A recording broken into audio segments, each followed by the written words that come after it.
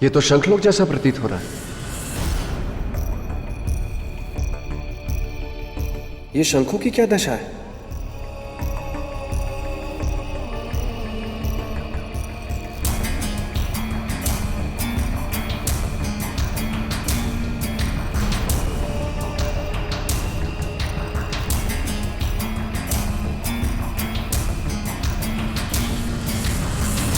मैं इन टूटे शंखों का आवाहन करता हूं।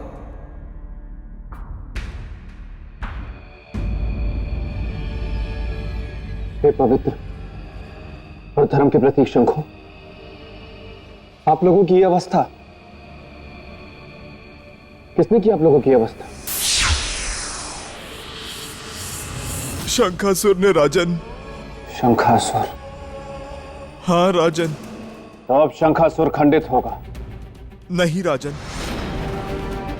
शंखासुर का अंत नहीं हो सकता। ऐसी बात नहीं है शंकर, जिसका आरंभ है तो उसका अंत भी है। परंतु कैसे होगा उसका अंत राजन? आप लोगों की पवित्र ध्वनि से। परंतु हम तो उसके प्रहार से निर्बल हो चुके हैं। अब तो हमसे स्वर भी नहीं निकल सकता। हम अब कुछ नहीं कर सकते राजन। उसके लिए एक पूर्ण और शुद्ध शंख की आवश्यकता है। शंखदेव, जब परोपकार की भावना हो तो नहीं मिलने वाली वस्तु भी मिल जाती। कैसे होगा? हम सब चोटिल हैं, लहूलुहान हैं।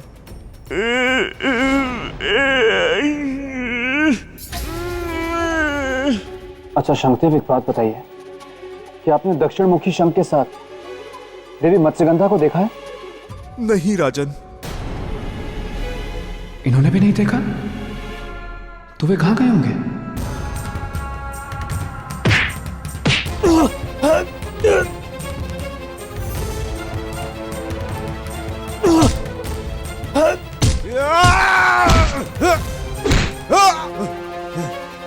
तुम जीवित नहीं बचोगे दुष्ट मानव। शंखासुर तुम्हें नष्ट कर देगा। शंखासुर? हाँ, वो बता सकता है मुझे उन दोनों के विषय में। अब पहले मुझे उसको खोजना होगा। एक मानव का इतना साहस कि हमारे साम्राज्य की सीमा तोड़कर यहां तक चला आया। हाँ शंखासुर, क्योंकि तुम एक मानव की शक्ति को पहचान नहीं पाए हो। कौन हो तुम और क्या कर रहे हो यहां शंखलोक में? यही प्रश्न मैं तुमसे पूछता हूं कि एक असुर होके एक पवित्र धरती पर क्या कर रहा है? वाह, प्रशंसा करते हैं हम तुम्हारे इस साहस की। तुम साक्षात काल के सामने खड़े हो और तनिक भी भय नहीं। भय अधर्मियों को होता है शंखासुर, धर्म के रास्ते पर चलने वालों को नहीं। और डरना तुमको चाहिए क्योंकि मृत्यु तुम्हारे सामने खड़ी। मृत्यु? तुम मुझे मृत्यु दोगे? क्या करें, तुमने और कोई रास्ता छोड़ा ही नहीं। और शंखासुर, हर अधर्मी की यही नियति होती। मुझे ब्रह्मा का वरदान है। जानता हूं, और इस बात को भी भली भांति जानता हूं कि दक्षिण मुखी शंख की ध्वनि के कारण तुम्हारी मृत्यु होगी। तो अब मैं तुम्हें अपनी मृत्यु का अवसर प्रदान करता हूं। वो दक्षिण मुखी शंख जिसकी ध्वनि से मेरी मृत्यु है। अंधकासुर! आदेश। जाओ और उस बंदी दक्षिण मुखी शंख को ले आओ।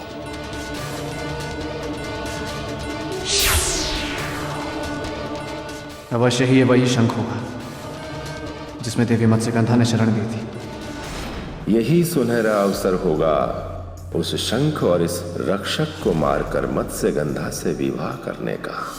वो इसे देखकर बाहर निकलेगी और मैं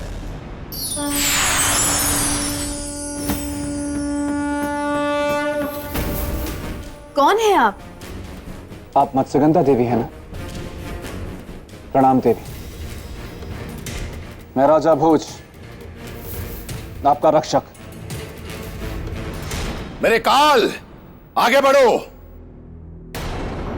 और उठाओ मेरी मृत्यु के कारक उस दक्षिणमुखी शंख को और इतनी जोर से बजाओ कि मेरी मृत्यु हो जाए। बजाओ शंख को।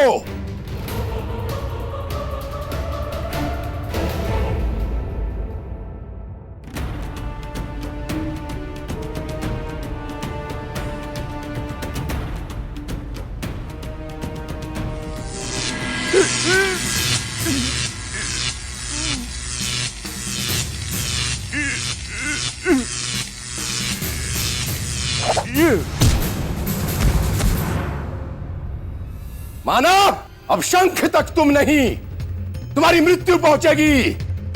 उठो और मिटाओ अधर्म को, मिटा दो शंकासुर को। उठो और फूंक दो शंख।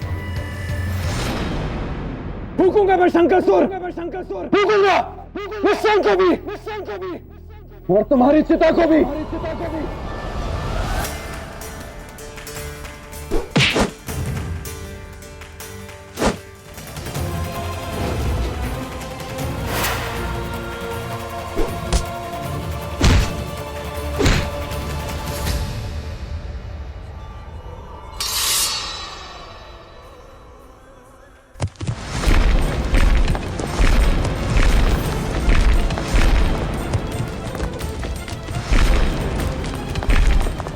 रुक क्यों गए?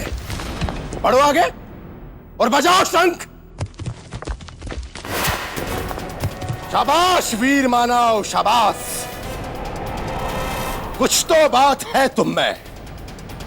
आज पहली बार किसी वीर साहसी पराक्रमी राजा से हमारा सामना हुआ है। तेरा सामना मुझसे नहीं है शंकासुर, तेरी मृत्यु से। अपने अंत के लिए तैयार हो जा।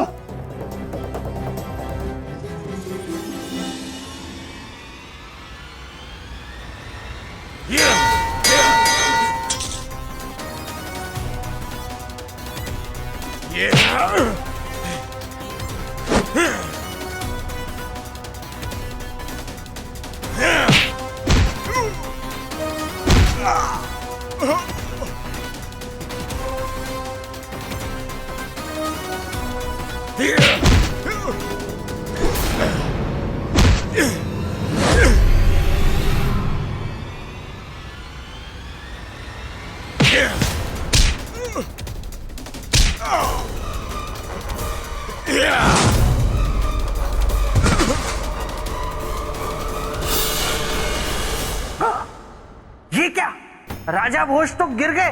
कहीं मेरी परीक्षा इनके लिए सच में घातक ना साबित हो जाए, और अगर ऐसा हुआ तो ये अच्छा नहीं होगा। क्या करूं, क्या करूं, क्या?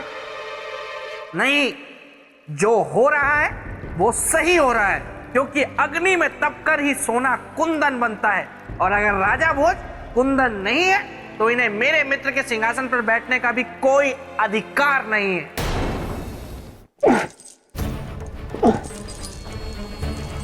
कहाँ हूं मैं? किस स्थान में हूं?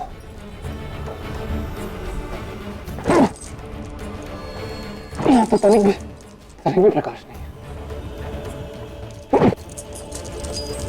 खोलो मुझे, मुक्त करो मुझे, और फिर मेरे सामने आओ। नहीं जा सकते राजा भोज, तुम यहां से कभी नहीं जा सकते। यहीं पड़े पड़े सड़ते रहोगे और एक दिन मर जाओगे। प्रकाश की एक मध्यम किरण भी नहीं देख पाओगे तुम,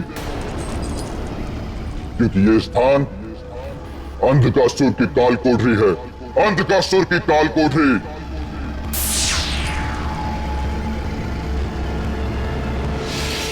मुझे मुक्त करो अंधकासुर, मुझे मुक्त करो। मेरा जाना यहां से अनिवार्य है। मैंने वचन दिया उन जलपरियों को कि उनकी देवी मत्स्यगंधा को मैं वापस लाऊंगा। वचन दिया उन सोने के बड़े लोगों को कि उनका जीवन मैं वापस लौटाऊंगा। और वचन दिया है खुद को कि संसार में मैं उन शंखों को पुनर्स्थापित करूंगा। नहीं तो बहुत भारी अनर्थ हो जाएगा, अधर्म की विजय हो जाएगी, और मैं ऐसा नहीं होने दूंगा। मुझे मुक्त करो अंधकासुर।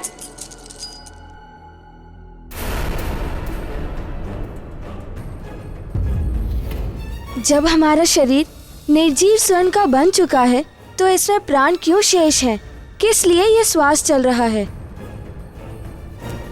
कुछ कीजिए ऋषिवर, जिससे हमारा दुख दूर हो जाए, हमारे प्राण निकल जाए। हाँ ऋषिवर, आप तो ज्ञानी हैं, कुछ कीजिए, कुछ कीजिए। कुछ ऐसा कीजिए कि हमारी मृत्यु हो जाए। हाँ ऋषिवर, अब हमें नहीं जीना है। हाँ, हमें नहीं जीना है। मैं आप सबकी करुण व्यथा समझ सकता हूं। शरीर शव है और आत्मा कैद। इससे दुखदायी स्थिति कुछ नहीं हो सकती, परंतु दुख में ही तो धैर्य की परीक्षा होती है ना। कुछ समय और धीरज रखिए। कब तक रखे ऋषिवर? अब तो धीरज ने भी दम तोड़ दिया है। बस थोड़े समय के लिए धैर्य रखें। राजा भोज शंखलोक गए हैं, उनके आते ही आप सभी का दुख दूर हो जाएगा। वो कब आएंगे? वो कब हमारा दुख दूर करेंगे? क्या पता ऋषिवर, कहीं वो वहां से लौटे ही नहीं तो? नहीं, ऐसा नहीं हो सकता कि राजा भोज वापस नहीं आए। राजा भोज एक परोपकारी पुरुष हैं, और परोपकारी पुरुष किसी भी युद्ध में हारता नहीं। राजा भोज की जीत होगी और अवश्य होगी। हां, राजा भोज की विजय होगी।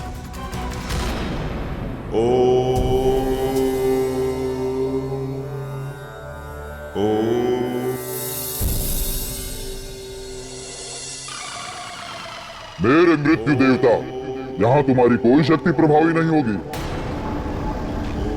क्योंकि यह स्थान अंधकासुर का गहन खो है। अंधकार से भरा गहन खो।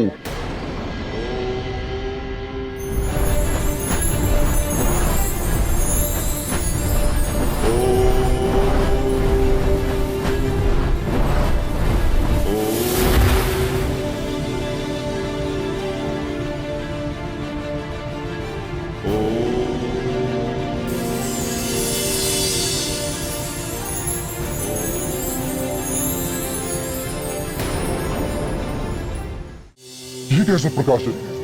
नहीं, अंधकासुर के साम्राज्य में अंधकासुर का शत्रु प्रवेश नहीं कर सकता। नहीं।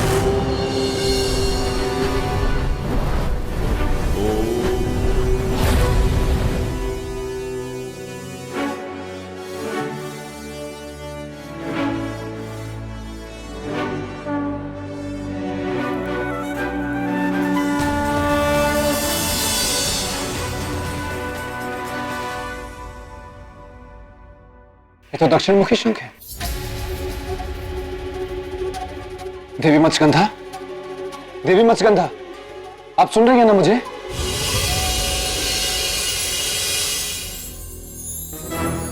राजन, आप यहाँ क्यों आए हैं? आपको अंधकासुर और शंकासुर से मुक्त कराने। क्यों? ताकि आपके श्राप से जो लोग सोने के बन गए वो श्राप मुक्त हो सके। मेरे शाप से लोग सोने के? हाँ देवी,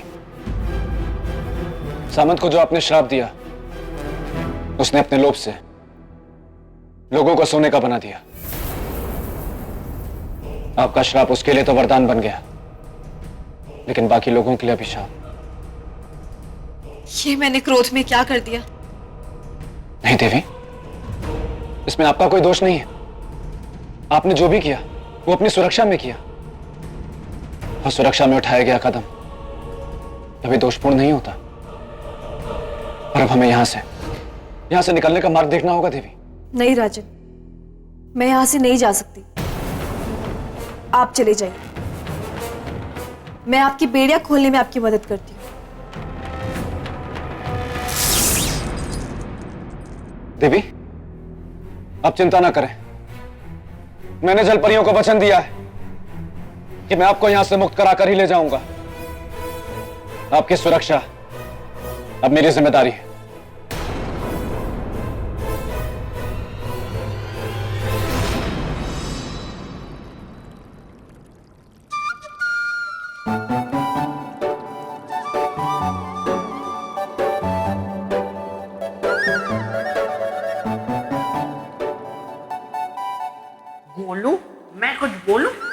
मुझे राजा भोज को देखना है, सौंदर्य लेखा को नहीं। जब तक सौंदर्य लेखा को नहीं देखोगे और कुछ नहीं देख पाओगे।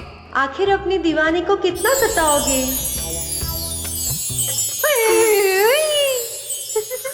सौंदर्य लेखा, देखो इस समय मैं राजा भोज की बहुत ही बड़ी और बहुत ही कठिन परीक्षा लेने में व्यस्त हूँ और उस परीक्षा की समाप्ति का समय आ गया है, इसलिए अभी तुम यहाँ से जाओ। नहीं मेरे बेताल, मैं तो तुम्हारे साथ नृत्य करना चाहती हूँ। मुझे कोई नृत्य नहीं करना है, तुम चली जाओ यहाँ से। हुई बेताल, तुम सुर और मैं ताल। मैं तो कितने सारे सपने सजो के आई थी कि मैं तुम्हारे साथ नृत्य करूंगी, और तुम हो कि मेरे साथ नाचना ही नहीं चाहते। तो बोलो अब मैं क्या करूं? कुछ मत करो, यहाँ से चले जाओ। ओहो, तो ये है बात। अब तो तुम नाचते ही रहोगे और सौंदर्य लेखा मुझे माफ कर दो, ये ही कहोगे।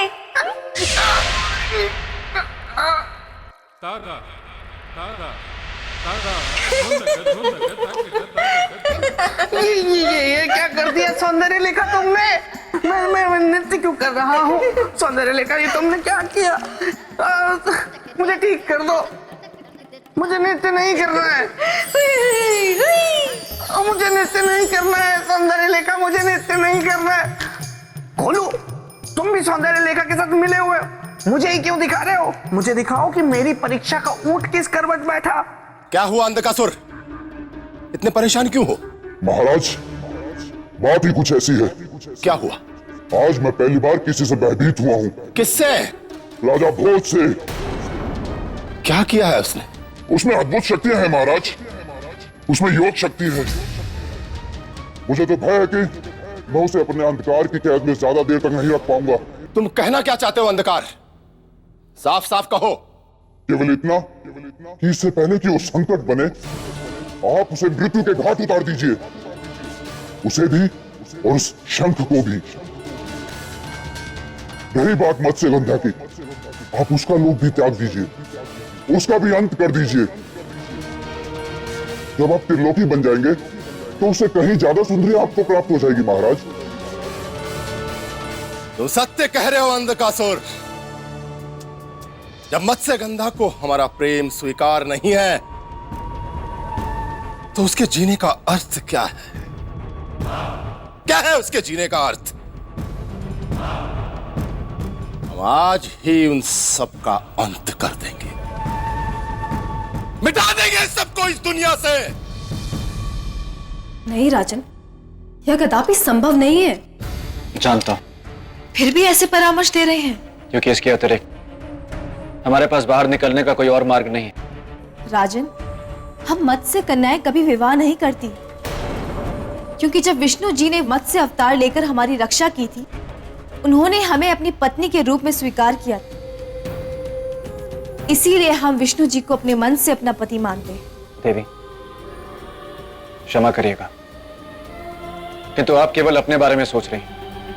यदि आप अपने से ऊपर उठकर सोचिएगा तो आपको अपनी ही बातें आधारहीन और अर्थहीन नजर आएंगी। यदि एक सिद्धांत को, एक परंपरा को त्याग देने से सारे समाज का हित हो तो उसे त्याग देना चाहिए देवी। और जहां तक मैं समझता हूं, इससे आप अपने धर्म की रक्षा करेंगे, धर्म का उल्लंघन नहीं करेंगे। बाकी निर्णय आपका है देवी, आप फैसला करें।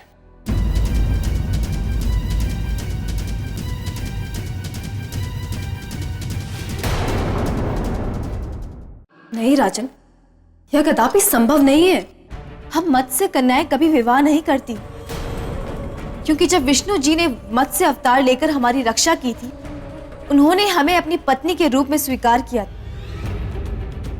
इसीलिए हम विष्णु जी को अपने मन से अपना पति मानते हैं। देवी, क्षमा करिएगा, एक परंपरा को त्याग देने से सारे समाज का हित हो तो उसे त्याग देना चाहिए देवी। बाकी निर्णय आपका है देवी, आप फैसला करें।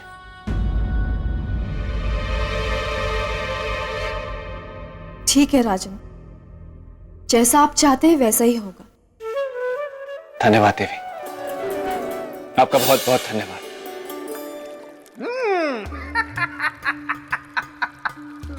बात तो एकदम सही कही। इधर देखो। बात एकदम सही कही राजा भोज ने। परंतु इन्हें पता नहीं है कि शंखासुर, भस्मासुर और क्रोशासुर से भी बड़ा सुर है। क्या वो राजा भोज के जाल में फंसेगा या इस तरह जोर से हंसेगा? चलो बात नहीं करनी है तो जाओ यार।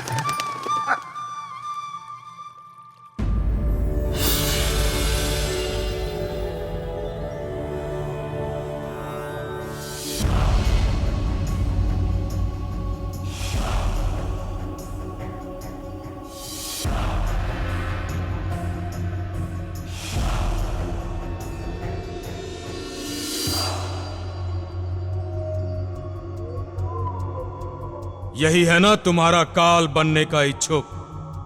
हाँ महाराज, यही है वो जिसके जाल को काटने की मैंने बहुत कोशिश की, लेकिन असफल रहा। घबराओ मत तुम, मैं भेजूंगा आज इसे काल के गाल में। ऐ मानव, अब तुम्हारा ये आत्मबल, योग बल, अध्यात्म बल सब धरा का धरा रह जाएगा। तुम रत्ती भर भी हमारा अहित नहीं कर पाओगे। पूछो क्यों?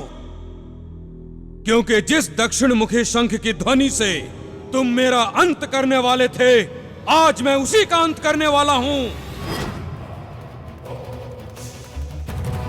ए मानव, सुना तुमने?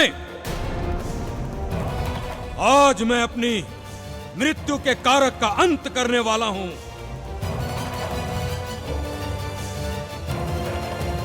महाराज, आपके डर से इसकी वाणी चली गई है, गूंगा हो गया है ये। आइए और चलकर इस मनहूस को समाप्त कर दीजिए।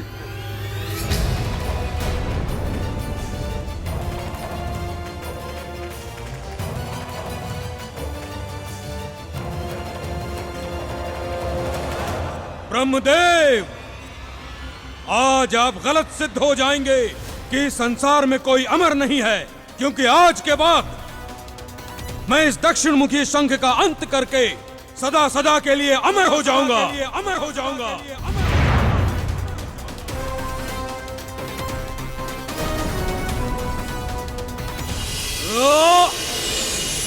क्षमा महाराज, क्षमा कि मैंने आप जैसे वीर और महाशक्तिशाली पुरुष का विवाह प्रस्ताव ठुकराया।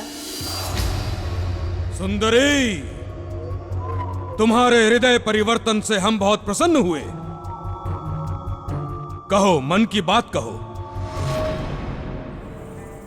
महाराज, मुझे आपसे प्रेम हो गया है।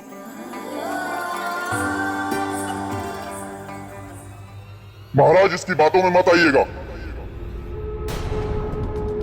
ये इसका प्रेम पाश नहीं, प्रेम फांस है।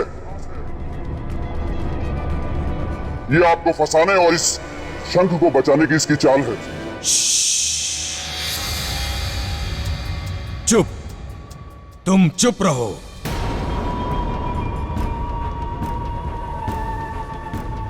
सुंदरी के मीठे मीठे बोल मेरे कानों में घुलने दो। हाँ तो सुंदरी, क्या मैं इस प्रेम का कारण जान सकता हूं? महाराज, प्रेम का केवल एक कारण होता है, आंखों के रास्ते दिल में उतर जाना, मन को भा जाना, पसंद आ जाना। और आप मुझे भा गए हैं, पसंद आ गए हैं। मैं आपसे विवाह करना चाहती हूँ।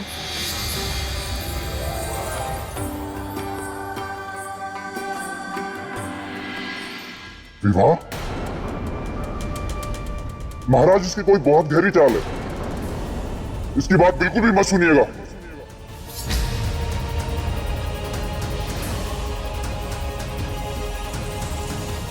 महाराज, आपके मित्र मुझ पर आरोप लगा रहे हैं। यदि आपको मेरी बातों पर विश्वास नहीं तो आप मेरी परीक्षा ले लीजिए।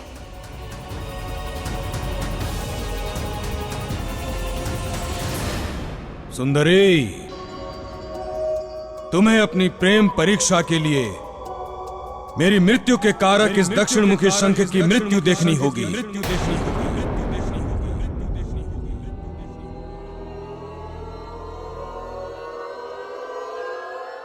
देखूंगी। जो मेरे पति की मृत्यु का कारण बने, उसकी भला मुझे क्या आवश्यकता हो सकती है? इसे नष्ट कर दीजिए महाराज।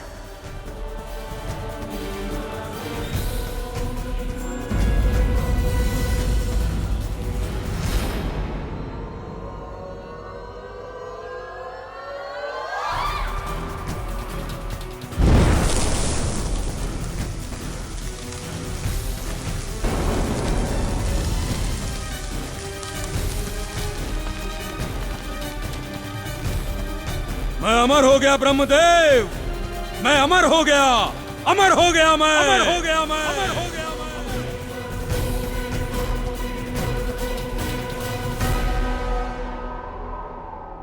सुंदरी,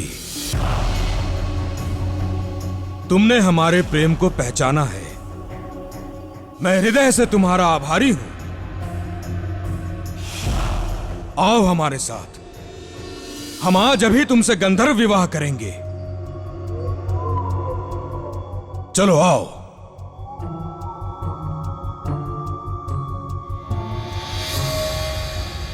इतनी आसानी से कैसे नष्ट हो गया ये शंख?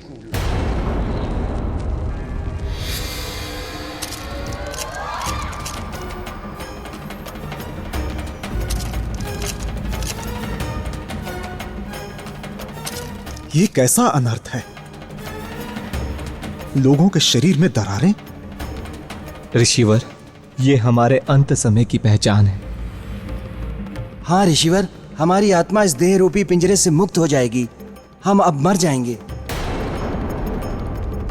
और वैसे भी अब हम अधिक दिन तक जी नहीं सकते, क्योंकि हम भोजन कर नहीं सकते, पानी पी नहीं सकते, चल फिर नहीं सकते, तो कैसे सहेंगे आत्मा के भार को ऋषिवर? इसीलिए तो हमारा ये सोने का शरीर जगह जगह से टूट रहा है। इस शरीर को टूटने से केवल एक ही उपाय से रोका जा सकता है, वो ये है कि इन्हें भोजन की गर्मी व शक्ति दी जाए, जैसे देवताओं को हविष्या दिया जाता है धुएं के रूप में।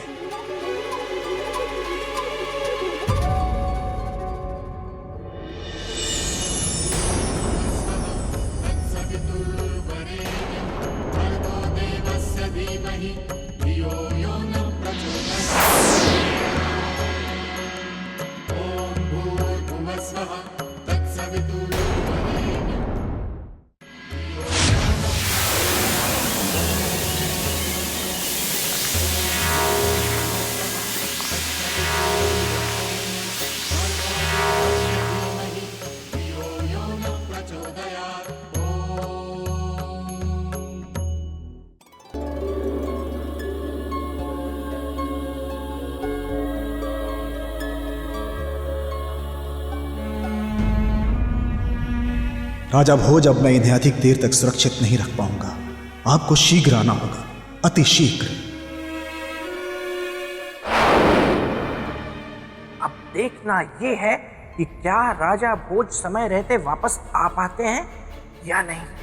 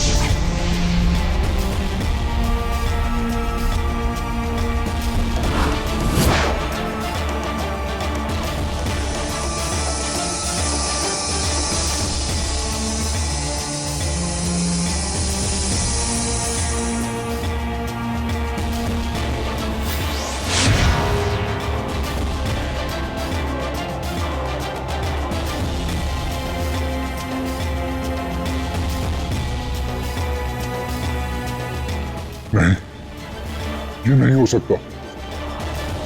ये शंख तो जीवित है। मैं इसे अभी समाप्त कर दूंगा।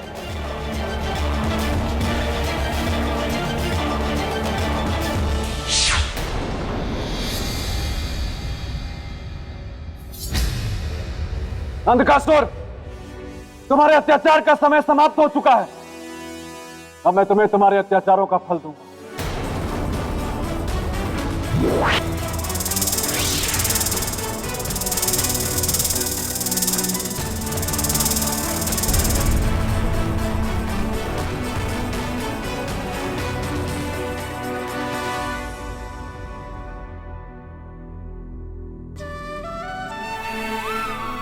क्या कहूं आपको?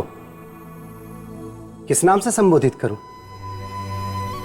बुद्धिमान विचारवान कहूं या कहूं एक योगी राजन? शंखदेव, आप मुझे केवल परोपकार का पुजारी कहें। आप धन्य हैं राजन। आप धन्य हैं कि इतना महान कार्य करने के बाद भी श्रेय अपने सर नहीं ले रहे हैं। पर मैंने ऐसा कुछ भी नहीं किया शंखदेव। कुछ ना किया होता तो शंखासुर के अंत का मार्ग ना खुलता और मैं जीवित ना बचता। वो तो आपका ही विवेकपूर्ण निर्णय था और योग बल था कि दोनों ही कार्य सफलतापूर्वक संपन्न हो गए। शंखदेव, अभी इससे भी महत्वपूर्ण कार्य शेष है। शंखासुर का अंत और देवी मत्स्यगंधा से उसके विवाह को रोकना। परंतु इस कार्य में मुझे आपकी सहायता चाहिए। राजन, मैं हर प्रकार से आपकी सहायता करने के लिए सहर्ष प्रस्तुत हूं। धन्यवाद।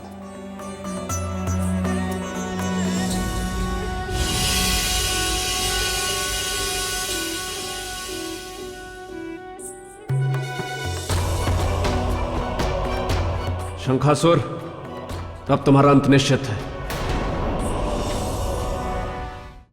ये आप लोगों का गंधर्व विवाह है और गंधर्व विवाह में वरमाला के आदान प्रदान मात्र से ही आप दोनों एक दूसरे के पति पत्नी हो जाएंगे।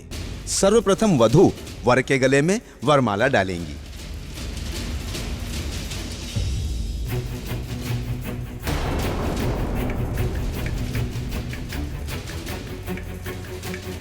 देवी, आप किसकी प्रतीक्षा कर रही हैं? मेरी मेरी मेरी मेरी ताकि मैं आपके विवाह के शुभ अवसर पर शंख बजाने का ये शुभ कार्य कर।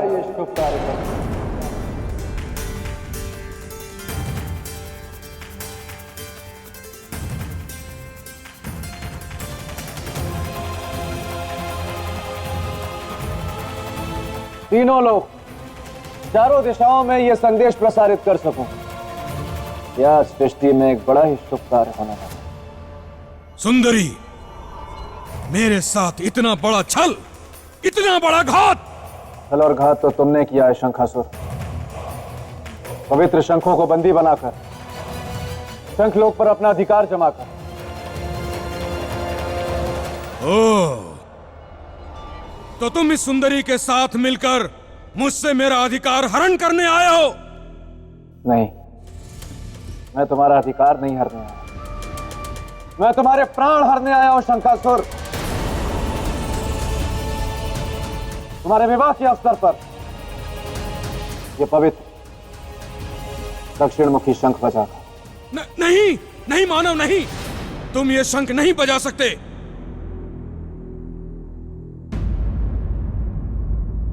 नहीं बजाने दूंगा तुम्हें यह शंख, नहीं, हरगिज नहीं।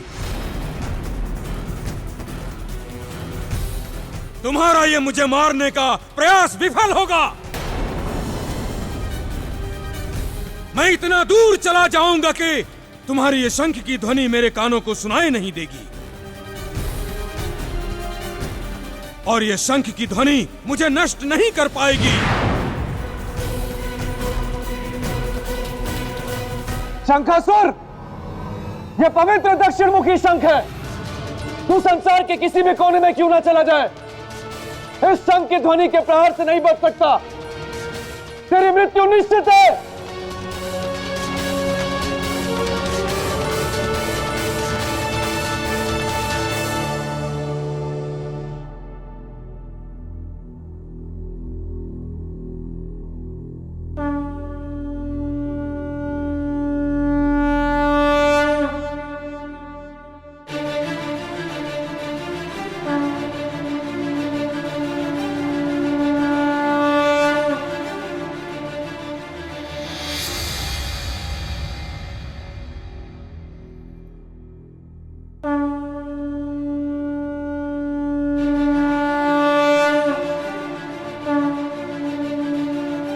नहीं नहीं, ऐसा नहीं हो सकता।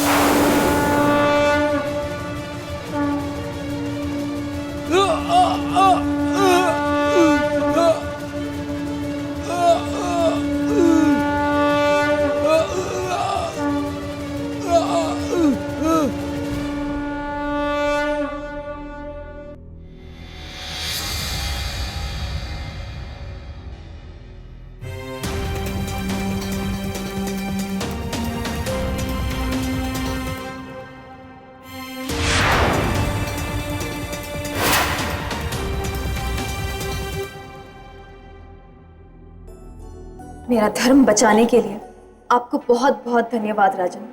देवी, कुछ देर के लिए आपका मन शंका से भर गया था ना? शंका से नहीं, पर भय से अवश्य सिहर उठी थी। राजन, जहां आप जैसा साहसी, निस्वार्थी, परोपकारी और पुरुषार्थी होगा, वहां भय अधिक समय तक नहीं रह सकता। आपका बहुत बहुत धन्यवाद राजन, जो आपने इस पवित्र शंखलोक को एक असुर से मुक्त कराया, हमारे जीवन की रक्षा की, और वो भी निस्वार्थ। शंखदेव, मैंने तो बस अपने मनुष्य होने का धर्म निभाया, और परोपकार ही तो मनुष्य का पहला धर्म। उसे मैं कैसे छोड़ देता? राजन, हम सभी आपके ऋणी हैं। धन्यवाद देवी।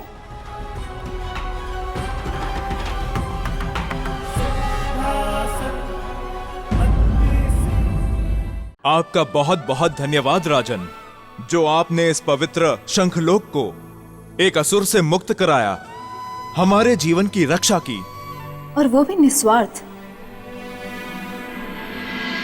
शंखदेव, मैंने तो बस अपने मनुष्य होने का धर्म निभाया, और परोपकार ही तो मनुष्य का पहला धर्म। उसे मैं कैसे छोड़ देता? राजन, हम सभी आपके ऋणी हैं। धन्यवाद देवी। शंखदेव, आपका शंख। राजन, ये शंख अब आप अपने पास ही रखें।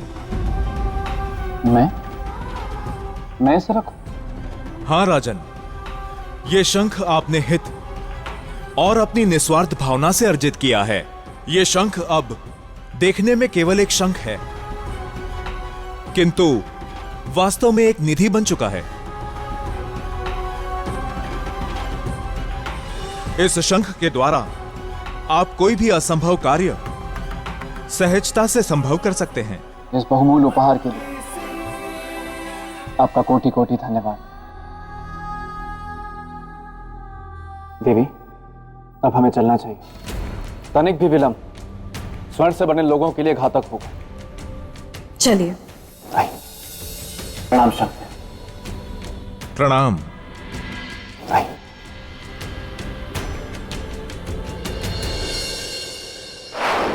राजन, रुकिए जरा, थमिए जरा। आप सोच रहे होंगे कि आपने परोपकार की परीक्षा तो पार कर ली और अब आप परोपकार की सीढ़ी भी चढ़ जाएंगे, लेकिन ऐसा नहीं है। आपने परोपकार की परीक्षा जरूर पार कर ली, परंतु अब भी आप परोपकार की सीढ़ी नहीं चढ़ सकते। क्यों? क्योंकि परोपकार की परीक्षा को पार करने के लिए आपको निर्णय की परीक्षा का पार करना भी बहुत जरूरी है, जो कि परोपकार की परीक्षा का ही हिस्सा है। मैं परीक्षा के लिए तैयार। अच्छा, नहीं, नहीं, अगर आप परीक्षा के लिए तैयार ना हो तो कोई जबरदस्ती नहीं है। अगर आप थक गए हो, चूर हो गए हो, टूट गए हो, हार गए हो, बिखर गए हो, तो आप ना भी कह सकते हैं। क्योंकि वैसे भी सिंहासन तो आपको मिलने से रहा, तो आप क्यों बेवजह पकवान बना रहे हैं? श्रीमान बेताल, मैं परीक्षा तो दूंगा ही, क्योंकि जिस महान सिंहासन को प्राप्त करने की मैं चेष्टा कर रहा हूं, वो आप जैसे महान मित्र के महान मित्र का महान सिंहासन।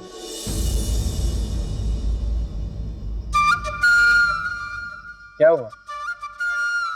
आपको कुछ समझ में नहीं है? नहीं, मेरी कुछ समझ में नहीं है। नहीं, मतलब मेरी समझ में सब कुछ आ गया है, परंतु फिर भी मैं चाहूंगा कि आप अगर खुलकर कहेंगे तो अच्छा होगा। मैं ये कहना चाहता हूं कि मैं तैयार। तो ठीक है, किंतु याद रहे, अगर आप इस निर्णय की परीक्षा में असफल हुए तो फिर भूल जाइएगा सिंहासन को।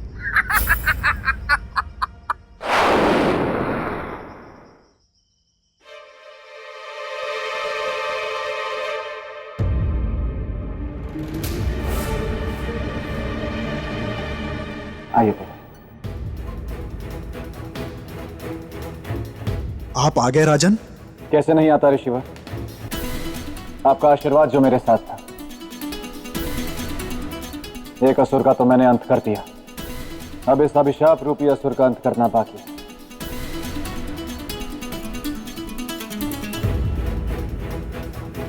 तो बताइए ऋषिवर, इन लोगों को अभिशाप मुक्त कैसे करें? राजन, इन सबको अभिशाप मुक्त करने के लिए एक अनुष्ठान करना होगा। कैसा अनुष्ठान ऋषिवर, और क्या करना होगा उसमें?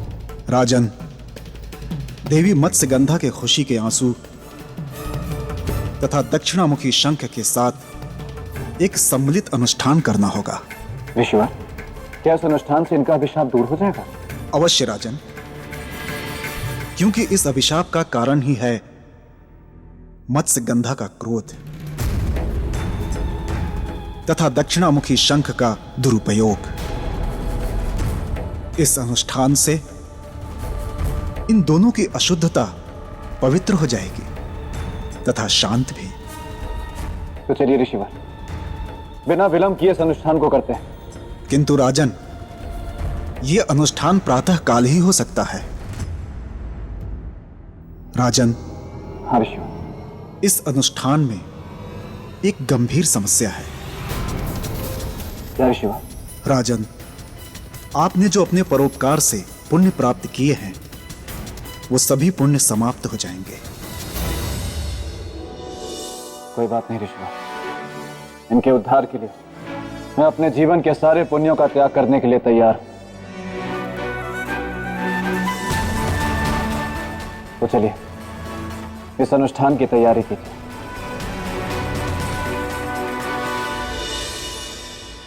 राजा भोज। श्रीमान बेताल, आप यहाँ क्या कर रहे हैं? राजन, मैं जो भी कुछ कर रहा हूँ, लेकिन आप ये उचित नहीं कर रहे हैं। आपका निर्णय अनुचित है। ये आप क्या कह रहे हैं? मैं सच कह रहा हूँ, आप कुछ भूल रहे हैं। मैं क्या भूल रहा हूँ? बताइए राजन, कहाँ है वो पवित्र निधि जिसे लाने का आपको प्रयत्न करना था, जिसमें दूसरों के हित की भावना हो, निस्वार्थ कार्य की भावना हो? कहाँ है वो निधि? आप भूल रहे हैं राजन, वो निधि आप ही के पास है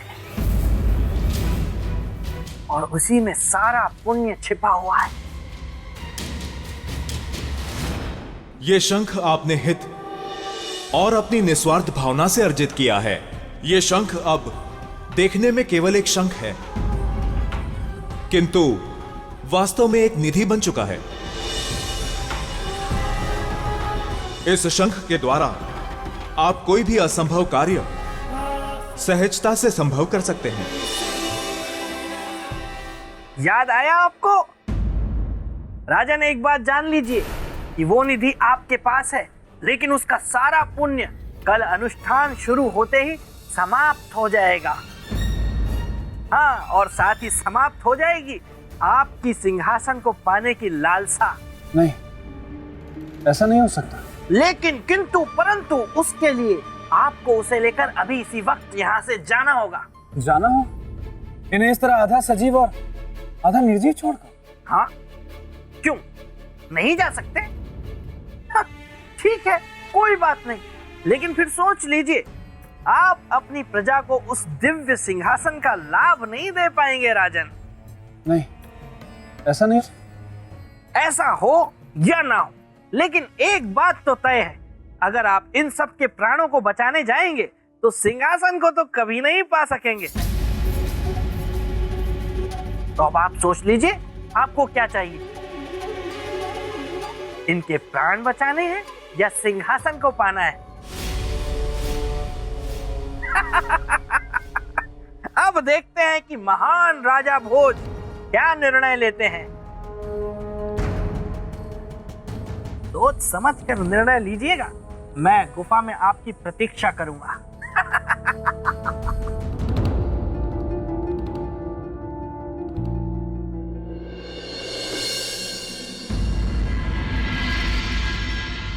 नारायणं नमस्कृत्य नरं चैव नरोत्तमं देवीं सरस्वतीं स्वाहा।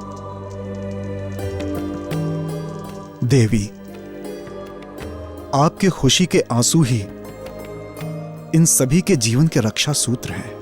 यदि आप हृदय से प्रसन्न होकर अपने आंसू देंगी तो क्यों नहीं देंगे? प्राण हम में भी है, भावना हम में भी है, मोल जानते हैं आंसुओं के भी और किलकारियों का भी।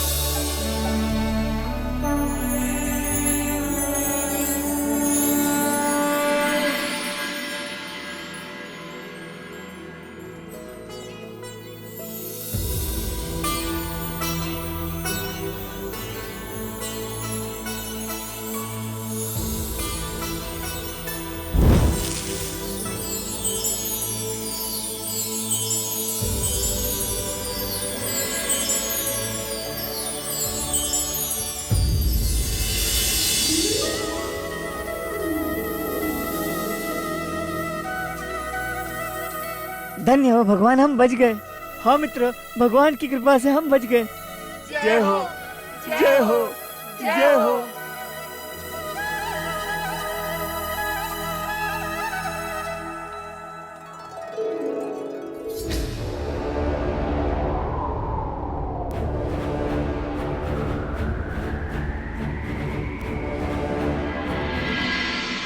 आपका बहुत बहुत धन्यवाद राजन, जो आपने हमारा जीवन लौटा दिया।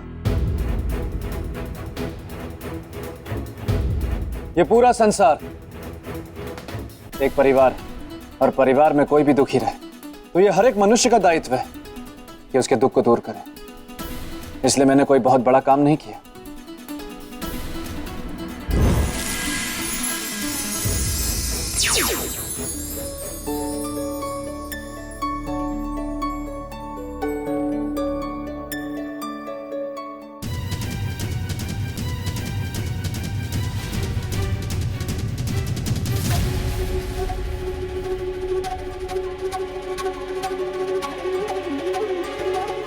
क्षमा महाराज।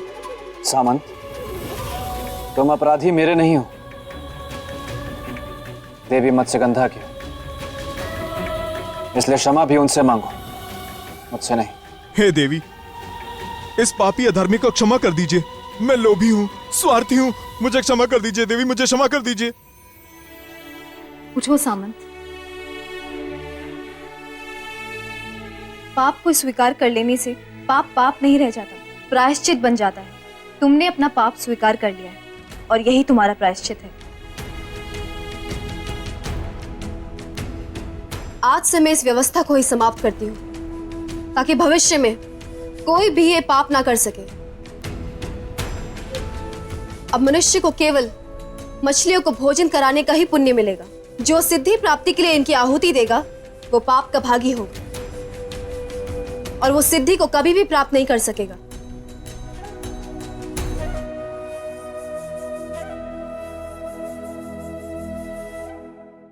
हम सबका जीवन बचाने के लिए एक बार पुनः बहुत बहुत धन्यवाद। राजा भोज की राजा भोज की प्रजाजनों, जय जयकार के असली अधिकारी हमारे गुरुदेव ऋषि ज्ञानवेश्वर हैं। इन्हीं के आशीर्वाद से मैं इस दुर्गम कार्य को करने में सफल हो सका। महान तो आप हैं राजन, महत्वपूर्ण होती है पात्रता, जिसके आप साक्षात उदाहरण हैं। अच्छा गुरुदेव, अब आज्ञा दें, मुझे देवी मत्स्यगंधा को जलपरियों के पास वापस पहुंचाना है। वो प्रतीक्षा कर रही होंगी। आयुष्मान भव।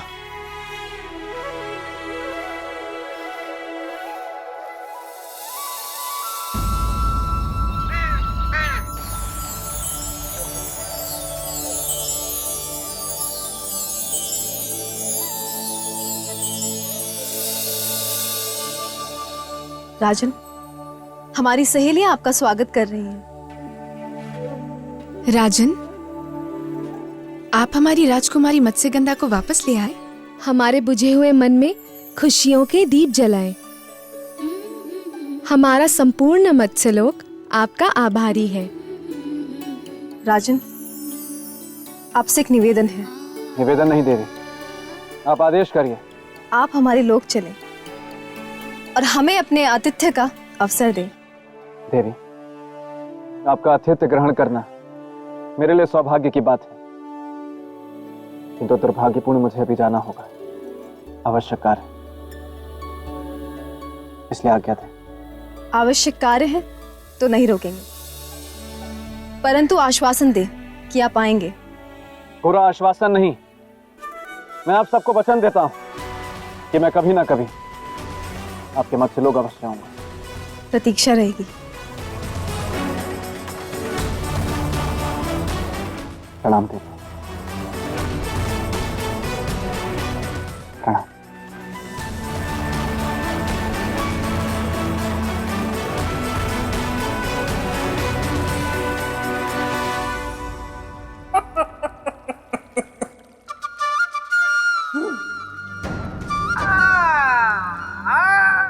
आइए राजन, आइए।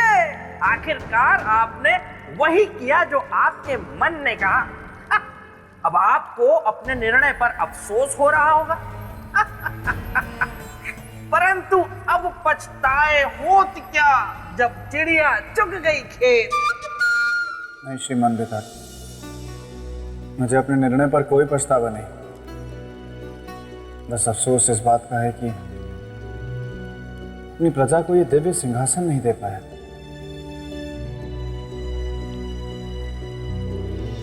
जाते जाते आपसे एक बात कहना चाहता हूं। मैं आपका बहुत बहुत आभारी हूं कि आपसे बहुत कुछ सीखने को मिला। अच्छा, आप कह दीजिए।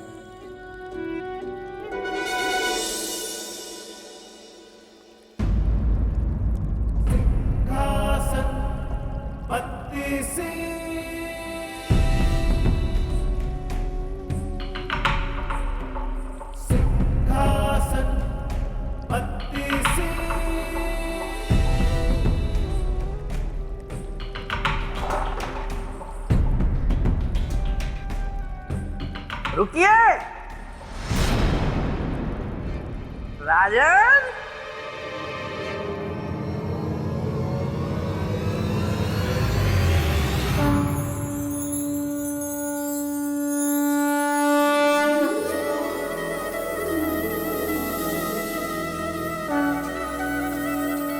श्रीमान, ये शंख? हाँ राजन, शंख। चौंकिए मत राजन, आप तो ऐसे चौंक रहे हैं जैसे मैं आपको शंख नहीं बल्कि बिच्छू दिखा रहा हूं। ये शंख आपका है राजन। आपने इस निधि को कमाया है, लीजिए।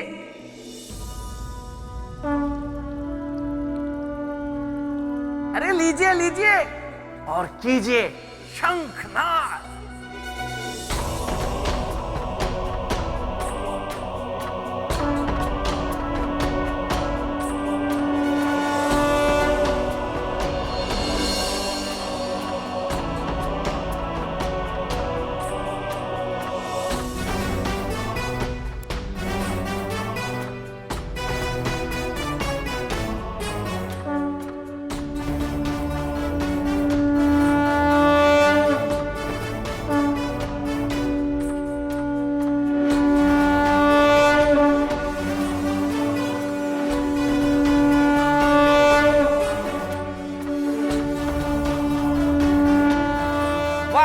वाह वाह राजन वाह।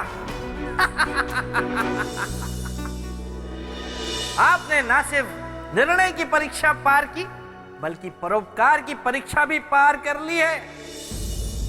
और अब ना चाहते हुए भी मुझे ये कहना पड़ रहा है कि आप परोपकार की सीढ़ी चढ़ सकते हैं। धन्यवाद। अरे अरे अरे अरे रुकिए रुकिए राजन, इतनी भी क्या जल्दी है सिंहासन प्राप्त करने की, और ऐसी भी क्या जल्दी है सारी सीढ़ियां चढ़ जाने की। सुनिए, आपने परोपकार की परीक्षा तो पार कर ली, लेकिन राजन ये मेरे मित्र का सिंहासन है जिसे पाना आपके लिए असंभव है। मेरे महान मित्र का सिंहासन। आगे की परीक्षाएं और भी कठिन है। मैं हर परीक्षा में सफल होऊंगा।